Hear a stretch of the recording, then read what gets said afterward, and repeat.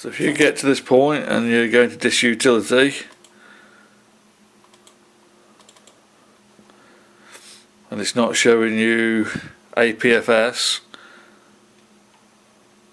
which this one should now. Yep, APFS. So what you have to do is, okay, so if that fails,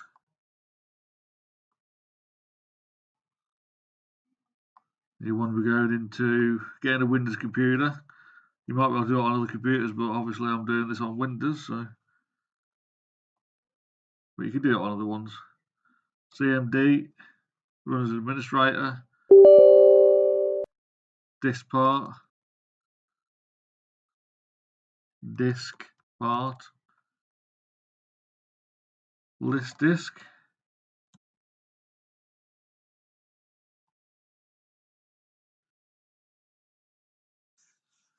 So I'm going to select this one because it's 500 gigabyte and that's the one I need.